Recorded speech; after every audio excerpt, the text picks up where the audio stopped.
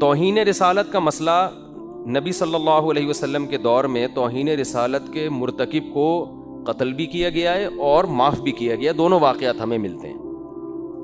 بعض دفعہ آپ نے کسی مصلحت سے چھوڑ دیا, بعض دفعہ قتل کر دیا. دونوں واقعات ہمیں ملتے ہیں. بعض دفعہ یہ ہوا کہ قتل کا آرڈر دیا لیکن اس نے معافی مانگ لی تو آپ نے اس کو چھوڑ دیا. ہر طرح کے واقعات ہمیں ملتے ہیں. اور جذباتیت کو بہت زیادہ فروغ دیا جا رہا ہے. ہم تھوڑا پیچھے جاتے ہیں.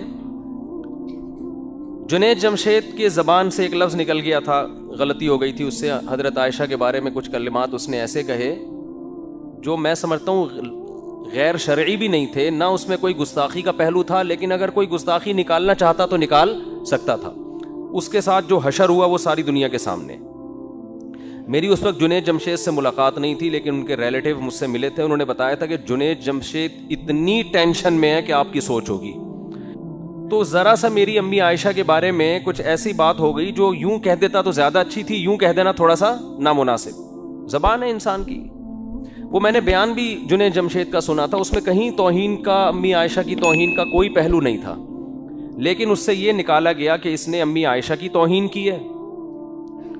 پھر نبی کی بیوی کی توہین نبی کی توہین ہے, تو یہ گستاخ صحابیہ بھی ہے اور گستاخ رسول بھی ہے. اور جذباتی لوگوں نے ایئرپورٹ پہ اس کو مارا بھی, پیٹا بھی.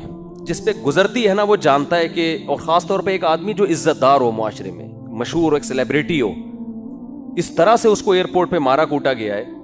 جنید جمشید نے معافی کا اعلان کر دیا, مجھے کسی سے کوئی انتقام لینا نہیں ہے, میں نے پیغام پہنچوانے کی کوشش کی, پتہ نہیں وہ پیغام پہنچا نہیں پہنچا. بیان بھی کیا کہ معافی بنتی نہیں ہے, جن لوگوں نے مارا ہے ان کے خلاف قانونی کارروائی ہونی چاہیے. ہم جنید جمشید کی ذات کو نہیں دیکھ رہے تھے, ہم یہ دیکھ رہے تھے کہ اس جذباتی پن کو اگر کنٹرول نہ کیا گیا نا تو یہ معاملہ کم نہیں ہوگا, یہ آگے بڑھے گا. کیونکہ ہمارے ملک میں ان پڑھ لوگوں کی تعداد پڑھے لکھے لوگوں سے بہت زیادہ ہے, تھوڑی زیادہ نہیں ہے, بہت سے بھی زیادہ ہے. سینس لیس لوگ معذرت کے ساتھ زیادہ ہیں, سینس والے لوگ کم ہیں. مذہب پر عمل تو سوال ہی پیدا نہیں ہوتا نا. مذہب پر عمل تو جتنے لوگ کر رہے ہیں وہ تو آپ کو پتا ہے. مذہب کے نام پہ مارنا کوٹنا, مذہب کے نام پہ کسی کو ٹھوک دینا پکڑ کے, یہ جنت جانے کا بہترین راستہ ہے. یہ اس وقت بھی میں نے یہ بیان کیا تھا, اس وقت بھی میں نے دوست احباب کو کہا تھا کہ بھائی یہ چیز روکنے کی ضرورت ہے, لیکن افسوس کے ساتھ کہنا پڑتا ہے کہ شاید اس وقت اتنے بھرپور طریقے سے اس پہ آواز اٹھائی نہیں گئی. جنید جمشید کی شخصیت کو تو ہدف بنایا گیا کہ وہ اس کو غلط مارا ہے, اس فلسفے کی تردید نہیں ہوئی. بات آ رہی ہے سمجھ میں؟ بھائی ایک شخص کی ذات کو کیوں دیکھ رہے ہو؟ کل کسی اور کی زبان سے بھی الفاظ نکل سکتے ہیں ایسے. ڈاکٹر ذاکر نائک کی زبان سے ایک لفظ نکلیا کہ نبی صلی اللہ علیہ وسلم کے بارے میں مردہ ہیں یا اس طرح کا کوئی لفظ, اس پہ جو ایشو کھڑا کیا. یہ نہیں دیکھ رہے کہ ایک آدمی ہزاروں لوگوں کے اسلام میں داخلے کا سبب بن رہا ہے, وہ نبی کے مشن کی تکمیل کر رہا ہے, مگر زبان کی جو غلطیاں ہیں ان کو پکڑا جا رہا ہے. سرگودا میں بے نظیر صاحبہ جب وہ اپنے دور میں وہ آئیں بیان کر رہی تھیں تو انہوں نے بیان کے دوران اذان ہونے لگی, تو اردو ان کی اتنی اچھی نہیں ہے, انہوں نے کہا اذان بج رہا ہے آپ لوگ خاموش ہو جائیں. اس وقت میڈیا اتنا فاسٹ نہیں تھا. میں نے ساتھیوں سے کہا کہ اگر میڈیا اتنا فاسٹ ہوتا نا جتنا آج ہے تو بے نظیر صاحبہ کو بھی جذباتی لوگوں نے معاف نہیں کرنا تھا, یہ کہنا تھا کہ اذان کی توہین کی ہے انہوں نے. سمجھنے بات کو. سرگودا میں مولانا حسین نیلوی رحمہ اللہ تعالیٰ بہت بڑے عالم تھے, کیونکہ میرا بچپن میں سرگودا میں بھی میں نے بہت ٹائم گزارا ہے. ہماری جب بھی اسکول کی چھٹیاں ہوتی تھیں جون جولائی کی, ہم سرگودا چلے جاتے. ہمارا ننیال تھا وہاں پہ, سیٹلائٹ ٹاؤن سرگودا, تو سنہری مسجد ہمارے نانا کے گھر کے قریب تھی, وہاں ہم اکثر نماز پڑھ لیا کرتے تھے جا کے. حضرت مولانا حسین نیلوی بڑے بزرگ آدمی تھے, ٹھیک ہے ان کے پاس اختلافات بھی ہیں, تفردات بھی ہیں ان کے, لیکن اوور آل بہت سلجھے ہوئے, بہت ہی میچور بزرگ تھے. انہوں نے کوئی کتاب لکھی, اس میں ایسا لفظ لکھ دیا, انسان لکھتا ہے لمبی لمبی کتابیں, اس لفظ کو بنیاد بنا کے ان کے خلاف عدالت میں کیس کیا گیا کہ انہوں نے حضرت حسین یا حضرت حسن ان کی توہین کی. حالانکہ وہ توہین بنتی نہیں تھی, لیکن کوئی کشید کرنا چاہتا نا اس سے توہین, کوئی نکالنا چاہتا تو نکال بھی سکتا تھا.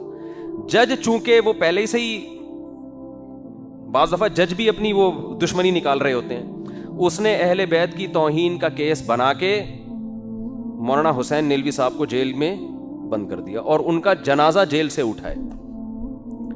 اب آپ بتاؤ کس قدر بدبختی کی بات ہے. ایک آدمی جو ساری زندگی اہل بیت کا دفاع کرتا رہا, نبی کی حدیثوں کا دفاع کرتا رہا, اسلام کی ترویج کا ذریعہ بنا, انتہائی تھوڑی تنخواہ میں, دیوبند سے فارغ تھے وہ, ہمارے شیخ حضرت مفتی رشید احمد صاحب رحمہ اللہ تعالیٰ کے کلاس فیلو تھے, اور مفتی رشید احمد صاحب کہا کرتے تھے ان کے بارے میں, یہ شخص پیدائشی شریف معلوم ہوتا ہے, یعنی مزاج میں شرافت نہیں ہوتی, نرم خو, نرم مزاج اور علم کے سمندر تھے وہ, فقہی بصیرت ہر لحاظ سے, اور پرہیزگار. اتنی تھوڑی تنخواہ میں اتنے بڑے عالم نے ایک سرگودا کی ایک چھوٹی سی مسجد میں امامت کر رہے تھے, کوئی دنیا کی محبت نہیں, ذرا سے قلم کے کو بنیاد بنا کے اہل بیت کا گستاخ قرار دے کے ان کو کہاں لے گئے؟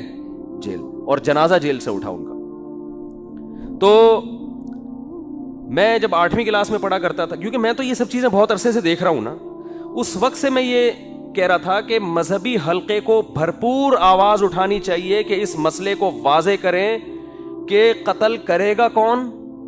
نمبر 2, گستاخی کی ڈیفینیشن کیا ہے؟ سمجھ میں آ رہی ہے بات کہ نہیں آ رہی؟ گستاخی کی ڈیفینیشن کیا ہے؟ گستاخی کی ڈیفینیشن میں اور آپ نہیں کریں گے, یہ لا میں لکھی بھی ہونی چاہیے, قانون میں لکھی بھی ہونی چاہیے, لوگوں کو پتا ہونا چاہیے کہ گستاخی کا مطلب کیا ہے, اور پھر اس کی بھی مزید کچھ تفصیلات ہو جو میں انشاءاللہ بھی آپ کو بتاتا ہوں. میں جب 8ویں کلاس میں پڑھا کرتا تھا, ایک واقعہ ہمارے سامنے آیا کہ کہیں سیرت کانفرنس ہو رہی تھی, اس سیرت کا پوسٹر کسی نے کسی کے گھر پہ لگا دیا, گھر کی دیوار پہ, نیچے نالا بہ رہا, دیہاتوں میں ایسا ہوتا ہے نا, نالے بہ رہے ہوتے ہیں گندے پانی کے.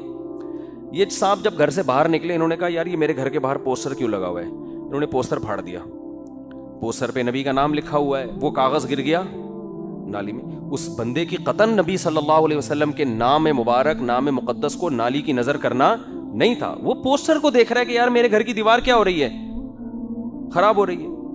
لوگوں نے کیا کیا جی, گستاخ رسول کے کیس میں محترم کو عمر قید کی سزا میں اندر کر دی. 47% اس کیس میں جو لوگ اندر ہوئے ہوئے ہیں نا, وہ مسلمان ہیں جو عاشق رسول ہیں. سمجھ میں آ رہی ہے بات؟ جن پہ گستاخ رسول کا الزام لگائے اور اس الزام کی بیس پہ وہ کہاں ہیں؟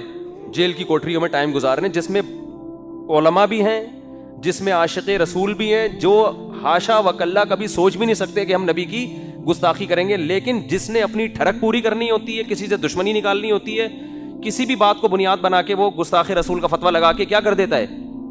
تو یہاں جذباتیت میں یہ سب کچھ ہو رہا ہے کہ توہین کی ڈیفینیشن کیا ہے, اس ڈیفینیشن کو ڈیفائن کرنے کی بہت زیادہ, بولو بھائی, ضرورت. آپ قانون ہاتھ میں لینے کی کوشش نہ کریں, اس کے سائیڈ افیکٹ بہت زیادہ نہیں ہیں, انتہائی خطرناک ہیں. اور آپ کو کیا پتا, آپ کے ملک کا جو امیج ابھی دنیا کے سامنے گیا, اتنا بھیانک گیا ہے نا کہ اسلام کا امیج, یہ بیان میرا انگریز تھوڑی سنے گا بیٹھ کے کہ ان کے مفتی تقی عثمانی صاحب کیا کہہ رہے ہیں, طارق مسعود صاحب کیا کہہ رہے ہیں, اور مفتی محمد صاحب کیا کہہ رہے ہیں. یہ گورا تھوڑی سنے گا. گورا تو یہ دیکھے گا کہ ہو کیا رہا ہے ان کے ملک کے اندر, کس قدر بے دردی سے ایک آدمی کو قتل کیا گیا, جلایا گیا, اور پھر ناچ بھی رہے ہیں اور نبی کے نعرے بھی لگائے جا رہے ہیں. یہ جہالت ہے, اور یہ ہونا تھا کیونکہ اس کو مذہبی طبقے کی طرف سے جتنا کنٹرول کرنا چاہیے تھا وہ کنٹرول, یہ گورنمنٹ کی بھی ذمہ داری ہے, گورنمنٹ پر لازم ہے کہ ان تمام لوگوں کو پکڑ کے سزا دے وہ, لیکن مذہبی طبقے کی ذمہ داری زیادہ ہے کیونکہ یہ شعبہ مذہب کا ہے.